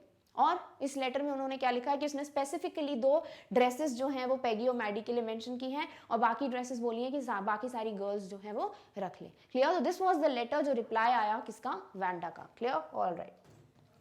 On the way home from school, Maddie and Peggy held their drawings very carefully. और जब ये लोग घर के लिए निकलने लगे ना स्कूल से, तो इन लोगों ने जो ड्राइंग्स थी, यानी कि जो ग्रीन ड्रेस वाली ड्राइंग, जो ब्लू ड्रेस वाली ड्राइंग थी एक दूसरे के पास, दोनों ने बहुत केयरफुली जो है अपने घर तक वो लेकर गए. All the houses had wreaths and holly in the windows. और जब वो रास्ते से जा रहे थे ना, तो सारे घर जो है, ऑब्वियसली क्रिसमस टाइम है तो सब क्रिसमस पे क्या होते हैं, डेकोरेशंस होते हैं. ठीक है? तो घर पे क्या लगे हुए थे, रीथ्स लगे. तो what is wreaths? A circle of flowers and leaves. एक सर्कुलर पोर्शन में फ्लावर्स और लीव्स को अरेंज किया जाता है, इस पे कुछ डेकोरेशंस किए जाते हैं, और ये क्रिसमस के टाइम पे डोर्स पर लगाया जाता है. तो ये था. दूसरी चीज क्या थी, Holi. Now what is Holi? Holi is a plant that has shiny dark green leaves with sharp points and red berries in the centre. यानी कि यहाँ पर इन द विंटर क्या लिखा है यहाँ पर कि एक ऐसा प्लांट होता है जिसकी बहुत ब्राइट लीव्स होती है, जैसे दिख रहा है, और इसमें क्या होती है, रेड कलर की बेरीज होती हैं, और ये विंटर के टाइम होता है. तो होली और रीथ्स जो है वो हर जगह थे. क्यों? Because it was Christmas time. Clear? All right. Outside the grocery store, hundreds of Christmas trees were stacked. और जैसे ही ये लोग जाते जा रहे थे तो जो ग्रोसरी स्टोर्स थी यानी जहाँ किराना सब्जी वगैरह मिलती है उसके बाहर क्या लगे हुए थे, हंड्रेड्स ऑफ क्रिसमस ट्रीज थे, यानी बहुत सारे क्रिसमस ट्रीज रखे हुए थे, स्टैग्ड थे, क्योंकि इट्स क्रिसमस टाइम तो लोग क्या करते हैं भाई, क्रिसमस ट्रीज अपने घर के लिए लेकर जाते हैं, राइट। तो बहुत सारे क्रिसमस ट्रीज रखे हुए थे। And in the window candy, peppermint sticks and cornucopias of shiny transparent paper were strung. और विंडो पे क्या लगा हुआ था, बहुत सारे पेपरमिंट क्या थे, स्ट्रिंग्स थी, पेपरमिंट स्टिक्स थी, सॉरी। कैसी दिखती हैं वो, इस तरीके की दिखती हैं, जो क्रिसमस के टाइम पे बहुत देखने को मिलती हैं। तो कुछ कैंडी, पेपरमिंट स्टिक्स थी। और कॉर्न्यूकोपियाज क्या होता है, एक बास्केट टाइप का शेप होता है जिसमें फ्रूट्स, वेजिटेबल्स रखा जाता है। तो ये जो बास्केट है, this is known as what, cornucopia. तो cornucopias is a decorative container usually full of flowers and fruits. एक कंटेनर होता है, एक बास्केट होता है जिसमें फ्लावर्स और फ्रूट्स रखे जाते हैं। तो ये सब कुछ रखा हुआ था। एंड शाइनी ट्रांसपेरेंट पेपर में ये लोग बंधे हुए थे। होता है ना कि हम गंदा ना हो तो एक ट्रांसपेरेंट पेपर जिलेटिन टाइप का हो जाता है, उससे कवर्ड था ये कॉर्न्यूकोपिया। और ये क्या थे, they were strung, means to hang up a line of things with a piece of string. String की मदद से उसको लटका के रखा था इन सब चीजों को। Clear? Smelled like Christmas. The air smelled like Christmas and light shining everywhere reflected different colors on the snow. अब जो पूरी हवा थी यानी जो पूरा माहौल था वो क्रिसमस का फील दे रहा था। यानी ऐसे होता है ना, जैसे अगर दिवाली आपका फेस्टिवल आता है, होली आती है, तो उस तरीके का माहौल हो जाता है, राइट। आप उस चीज को महसूस कर सकते हो कि कौन सा फेस्टिवल टाइम चल रहा है। सेम वे क्रिसमस का जो है टाइम था, तो the air was smelling like Christmas. और जो लाइट जो शाइन हो रही थी, यानी कि लोग जो हैं वो डेकोरेशंस करते हैं, सीरीज लगाते हैं, लाइट्स लगाते हैं, वो सारी लाइट्स की जो रोशनी है वो स्नो से दिख रही थी, रिफ्लेक्ट होकर उभर रही थी। Clear? All right. Boy, said Peggy, this shows she really likes us. अब फिर से boy का यूज हुआ, यानी कि एक जो वाव वाला फीलिंग होता है ना, दैट बॉय, यहाँ लड़के की बात नहीं हो रही, यानी यहाँ पर एक एक्सक्लेमेशन बताना कि वाव। क्लियर? तो वो पैगी बोलती है किसको, मैडी को, कि this shows she really likes us, यानी कि इससे पता चलता है कि मैडी हमें वैंडा हमें बहुत पसंद करती है। It shows she got our letter and this is her way of saying that everything's all right and that's that. और पैगी बोलती है कि भाई उसने हमारा लेटर रिसीव किया, उसका आंसर दिया, हमें ड्राइंग्स दी। इसका मतलब क्या होता है कि हर एक चीज सॉर्टेड है, सब कुछ बहुत ऑल राइट है, हर एक चीज प्रॉपर हो चुकी है, और यही तो हमको चाहिए था। तो दैट्स दैट, यानी एंड ऑफ द स्टोरी, कि अब दिमाग में चलेगा नहीं कि हमने वैंडा को परेशान किया और वो दुखी होगी, बट वैंडा ने एक्सेप्ट कर लिया है कि कोई बात नहीं, इट हैपेंस, और उसने हमें ड्राइंग्स भी दी है, इट मीन्स शी लाइक दस। I hope so, said Maddie sadly. But Maddie sad थी, क्योंकि वो उसको बहुत ज़्यादा रियलाइजेशन हो रहा था, तो वो सैडली उसने बोला कि मैं भी यही सोचती हूँ कि एटलीस्ट ऐसा ही हो कि वैंडा के लिए सब कुछ नॉर्मल हो गया हो। She felt sad because she knew she would never see the little tight-lipped polished girl again and could not ever really make things right between them. क्यों सैड थी भाई मैडी? क्योंकि उसको लगता था सारी चीजें वैसे ही नॉर्मल नहीं हो पाएंगी, वो कभी भी अपनी लाइफ में वैंडा को वापस नहीं देख पाएगी। टाइट लिप्ड की बात क्यों की है? Refusing to talk about something, क्योंकि हमेशा शांत रहती थी कौन, वैंडा, तो वैंडा को वो कभी भी नहीं देख पाएगी, और इस चीज से बहुत ज्यादा सैड थी कौन, Maddie. Clear? All right. She went home and she pinned her drawing over a torn place in the pink flowered wallpaper in the bedroom. अब मैडी घर गई, उसके रूम में एक पिंक कलर का वॉलपेपर लगा हुआ है, यानी वॉल पे पेपर से हम पूरा डेकोरेशन करते हैं, कवरिंग करते हैं, तो वॉलपेपर लगा हुआ है। उस वॉलपेपर पे थोड़ा बहुत स्पेस है जो टॉर्न हो गया है, यानी जो फट गया है, और उस जगह पर किसने, मैडी ने उस ड्राइंग को, जो ब्लू ड्राइंग इसको दी थी वैंडा ने, वो ड्राइंग वहां पिन कर दी। The shabby room came alive from the brilliancy of the colors. और क्योंकि मैडी भी एक पुअर फैमिली को बिलोंग करती थी, तो उसका घर भी थोड़ा बैड कंडीशन में होगा, तो उसका घर का जो रूम है, बेडरूम, वो बहुत ज़्यादा बोल सकते हो ब्यूटीफुल सा लगने लगा। क्यों? क्योंकि वो जो ड्राइंग थी उसमें इतने खूबसूरत कलर्स थे, एक ब्रिलियंट सा कलर था, कि जिसकी वजह से उसके रूम में जान आ गई थी, लाइवलीनेस आ गई थी। Maddie sat down on her bed and looked at the drawing. और मैडी जो है बैठ गई बेड पे और सिर्फ वो ड्राइंग को ही देखे जा रही थी। She had stood by and said nothing, but Wanda had been nice to her anyway. उसको क्या दिखा कि वो जो है उसने कभी भी आवाज नहीं उठाई वैंडा के लिए, उसने कभी वैंडा का साथ नहीं दिया, बट वैंडा ने फिर भी कोई भी बुरा व्यवहार नहीं किया उसके लिए, बल्कि ड्राइंग दी, राइट, यानी उसका स्पेसिफिकली मेंशन करते हुए नाम उसको ड्राइंग गिफ्ट की है। तो इतना अच्छा बिहेवियर था वैंडा का, भले ही उसके साथ मैडी और पेगी ने इतना बुरा व्यवहार किया था। This gives you a message कि कोई भी आपके साथ बहुत बुरा व्यवहार करता है या आपको इल ट्रीट करता है, इसका मतलब ये नहीं कि आप भी उसी तरीके से बिहेव करो। अगर आप चाहो तो आप अपनी अच्छाई से सामने वाले को रियलाइज करा सकते हो कि I am not being bad to you, it's you who has the problem with me. और अगर आप अच्छे से बिहेव करते हो सामने वाले के साथ in spite of the fact कि उन्होंने आपके साथ अच्छे से ट्रीटमेंट नहीं किया, that can also make a very big difference. Clear? All right. Tears blurred her eyes and she gazed for a long time at the picture। और ये सब सोचते हुए मैडी को रोना आ गया, और उसकी ऐसा होता है ना जब हमारे आंखों के सामने आंसू आ जाते हैं तो सब कुछ ब्लरी सा हो जाता है, कुछ दिखता नहीं है, राइट? तो सेम चीज किसके साथ हो गई? मैडी के साथ। Then hastily she rubbed her eyes and studied it intently। और फिर एकदम से जल्दी जल्दी उसने क्या किया, उसने अपनी आंखें पोंछी और फिर उसके बाद वो फिर से इंटेंटली यानी बहुत ग्रेट फोकस के साथ जो है वो उस पिक्चर को देखने लगी। हैस्टिली मीन्स हरीडली यानी बहुत जल्दी, स्पीड में, यानी ब्लर हो गया था ना सब आंखों के सामने टीयर्स की वजह से, तो उसने एकदम से जल्दी से आंसू पोंछे और फिर से वो उस पिक्चर को ध्यान से देखने लगी। The colors in the dress were so vivid that she had scarcely noticed the face and head of the drawing। और इस ड्राइंग में जो कलर्स थे, जिन कलर्स का यूज किया था वैंडा ने इस ड्राइंग को बनाने के लिए, वो इतने विविड, इतने डीप थे, इतने इंटेंस थे कि कभी इन लोग का ध्यान ही नहीं गया कि जो पिक्चर में बनाया गया, यानी फेस बनाया गया है, किसी का हेड बनाया गया है, वो तो किसी ने देखा ही नहीं। सबका ध्यान किस पे जा रहा था? सिर्फ और सिर्फ ड्रेस पे। But it looked like her Maddie, it really looked like her own mouth, why it really looked like her own self. और बट जैसे ही मैडी ने उस पिक्चर को ध्यान से देखा, उसको क्या दिखा कि वो जो पिक्चर में फोटोग्राफ बनी हुई है वो बिल्कुल मैडी की तरह ही दिखता था, यानी कि वो जो पिक्चर थी वो मैडी की थी। तो मैडी बहुत शॉक्ड हो गई कि यार वो पिक्चर मेरी तरह क्यों दिख रही है। Wanda had really drawn this for her. ऐसा नहीं था कि वैंडा ने सिर्फ इनको गिफ्ट दे दिया, वैंडा ने वो ड्रेस सच में मैडी के लिए ड्रॉ की थी, इसलिए उसने मैडी का फेस बनाते हुए फिर उस ड्रेस को ड्रॉ किया था। Excitedly she ran over to Peggy's. और इस चीज को जब उसको पता चला ना, वो इतनी एक्साइटेड हो गई, इतनी खुश हो गई कि वो पेगी के पास भागकर गई। Peg, she said, let me see your picture. और पेगी के पास जाकर मैडी ने क्या बोला कि पेग लाओ, मुझे तुम्हारी पिक्चर देखनी है। यानी जो जंगल ग्रीन वाली ड्रेस दी थी किसको? पेगी को, वैंडा ने, उस पिक्चर को उसको देखना था, ये देखने के लिए कि क्या उसमें भी पेगी का फेस बना हुआ है या नहीं।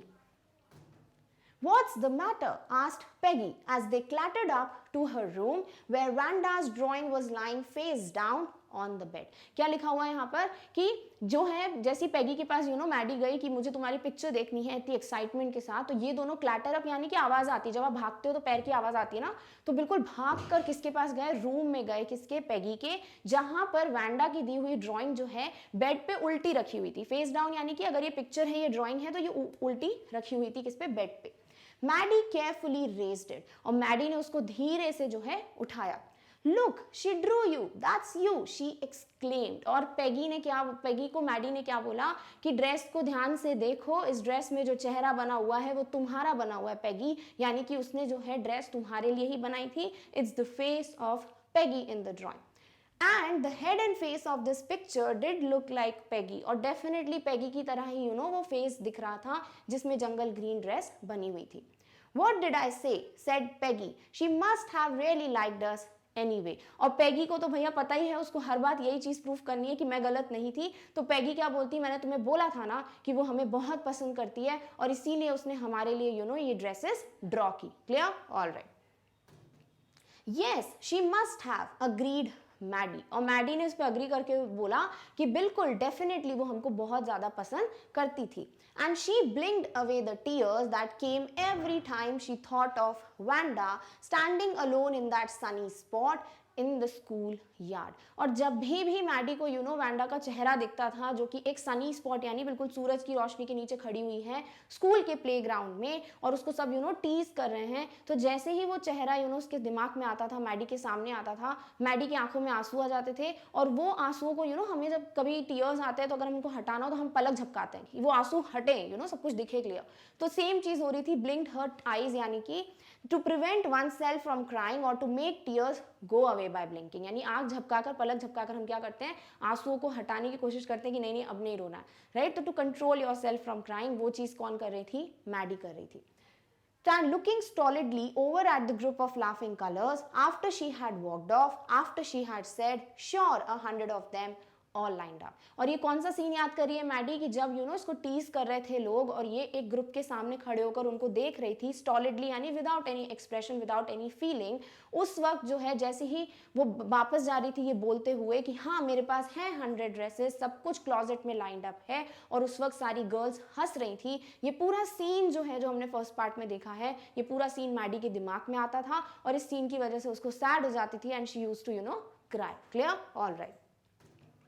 Vanda's name is announced as the best designer as she has sketched beautiful drawings. अब स्टोरी जो है हमारी एंड होती है, ठीक है। अब इसके बाद हमें जल्दी से समरी पढ़नी है, but before that the story tells you what, दो तीन चीजें हैं। एक तो आपको पता होना चाहिए कि वैंडा के पापा ने डिसीजन लिया कि वो लोग अब वापस स्कूल नहीं आएंगे। क्यों? क्योंकि उसके साथ बहुत इल ट्रीटमेंट होता था।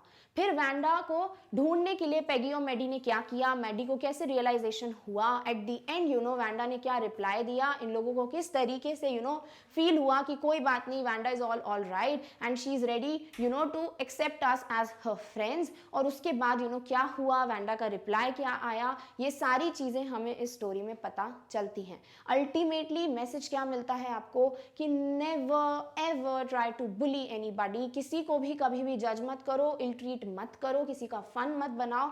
अगर आप दिल से ऐसा नहीं करो कि आप जानबूझ के किसी को थ्रेटन करने की कोशिश नहीं करो, आपको सिर्फ मस्ती मजाक करनी है, तो कन्वे कर दो सामने वाले को कि भाई मजाक चल रहा था, क्योंकि आपको नहीं पता ना आपकी किस बात से किसको कितना बुरा लग जाए, जैसे वैंडा को लगा था बुरा, राइट। बट वहीं पे आपको दूसरी चीज ये भी सीखने को मिलती है कि आपके साथ कोई कितना भी बुरा व्यवहार करे, आपको उसी तरीके से बिहेव करना हो, ये सही बात नहीं है। आपको वैंडा की तरह हर एक चीज को अपने नजरिए से देखना आना चाहिए। जैसे वैंडा ने कभी भी कंप्लेन नहीं की, कभी भी उसने उसी तरीके से किसी और को ट्रीट नहीं किया, कभी उसने गुस्सा नहीं किया, कभी भी उसने इस तरीके से रिवर्ट बैक नहीं किया कि why you are doing this to me. तो Wanda was very nice girl, very kind hearted girl. और फाइनली जो लेटर भी उसने लिख के भेजा उसमें उसने वो ड्रेसेस सबको दी। शी वाज सो स्वीट कि उसने एक बार भी ऐसे टॉन्टिंग वे में कुछ नहीं लिखा कि it's because of Peggy and Maddie that I have left the school. She was such a kind girl. तो यहाँ पे 2 से 3 चीजें आपको सीखने को मिलती है। नेवर मॉक एनीबॉडी, नेवर बुली एनीबॉडी। दूसरी बात, अगर आपको लगता है कुछ गलत हो रहा है आपके सामने तो आपको आवाज उठानी चाहिए। एंड द थर्ड थिंग कि वैंडा की तरह अपनी लाइफ को बिल्कुल हैप्पीली जीना आना चाहिए। जो कुछ भी है आपके पास उसमें खुश रहना आना चाहिए, उसके लिए रोना नहीं चाहिए जो चीज आपके पास नहीं है। एंड ऑल्सो अगर आपके साथ कोई बैड ट्रीटमेंट करता है, do not revert back in the same way, be very kind to everyone. Clear? So this was the complete story, complete chapter of the 100 dresses. Now let's just see the summary in a very short way.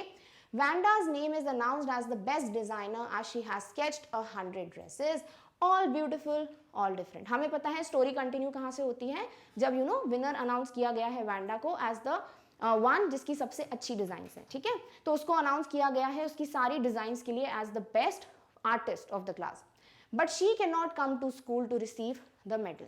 But Vanda खुद present नहीं है medal रिसीव करने के लिए। ऐसा क्यों? Her father writes a letter to miss Mason that Vanda will not come to school as they are moving to a new city. तो उनके पापा जो हैं उनका लेटर आता है मिस मेसन के लिए कि मैं अपनी बेटी को और अपने बेटे को आज के बाद कभी भी स्कूल वापस नहीं भेजूंगा। हम एक बड़ी सिटी में शिफ्ट हो रहे हैं जहां पर मेरे बच्चों के नाम को लेकर मजाक नहीं उड़ाया जाएगा, क्योंकि उस बिग सिटी में ऐसे अनयूजुअल नेम्स बहुत ज्यादा हैं, ठीक है, बहुत प्लेंटी ऑफ नेम्स मिलेंगे वहां पर।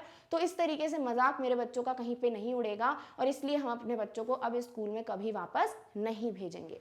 The mischievous girls Peggy and Maddie feel sorry for teasing Vanda for her 100 dresses and her unusual name. और जब ये चीज होती है ना कि उसको अपना स्कूल छोड़ के जाना पड़ता है, तब पैगी और मैडी को रियलाइज होता है कि उन लोगों ने कितनी बड़ी गलती की थी।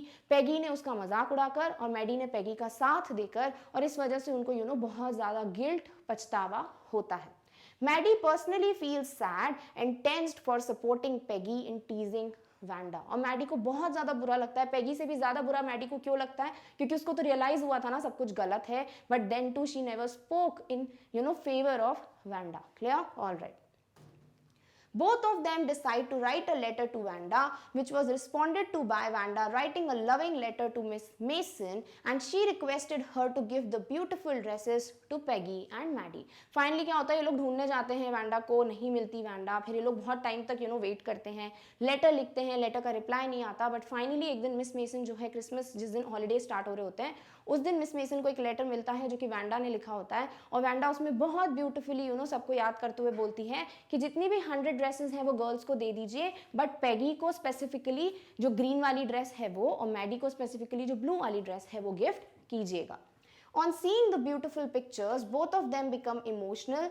Finally, they change their opinion about Wanda and regret teasing her. और जैसे ही वो ब्यूटीफुल सी डिज़ाइंस वो देखते हैं, अपना खुद का फेस देखते हैं उस ड्राइंग पे, पेगी और मैडी को रियलाइज़ होता है कि वैंडा इतनी अच्छी लड़की थी, she was such a kind hearted soul, और उसको जो टीज करने का जो काम था ना वो बहुत गलत था। तो इससे क्या हुआ ना, उनको जो रियलाइजेशन हो गया, तो पेगी और मैडी लाइफ टाइम कभी भी अब किसी का मजाक नहीं उड़ाएंगे, किसी को टीज नहीं करेंगे, सबको इक्वली ट्रीट करेंगे। And this is the end of our chapter. Clear? All right.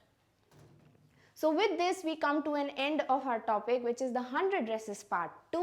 I hope आपको पूरी स्टोरी बहुत अच्छी लगी होगी, वो पार्ट 1 हो या पार्ट 2 हो। बहुत ब्यूटिफुली लिखा है एलियोनोर एस्टेस ने, एक बहुत अच्छा मैसेज दिया है हमें, एक लाइफ टाइम एक बोलते ना एक लाइफ टाइम थॉट दे दिया आपको कि आपको क्या करना है अपनी लाइफ में, हर किसी को इक्वली ट्रीट करना है, क्योंकि हर एक इंसान में एक अच्छी बात ज़रूर होती है, और उस अच्छी बात को लेकर अगर आप उसे ट्रीट करोगे ना तो that would be the best thing in the world, right. Rather आप उसको उसके पैसों के बेस पे, पोजेशंस के बेस पे, लुक्स के बेस पे अगर ट्रीट करते हो तो वो बहुत गलत है।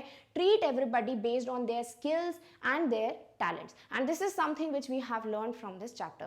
I hope आपको ये पूरा चैप्टर अच्छे से क्लियर हुआ होगा और बहुत मजा आया होगा। Now in the next video we will see the poem जो कि इस चैप्टर में given है। It's a very nice poem. So let's meet in the next video very soon. Till then take care of yourself, और इस topic की notes की link आपको डिस्क्रिप्शन बॉक्स में मिल जाएगी। Thank you so much for watching. Bye.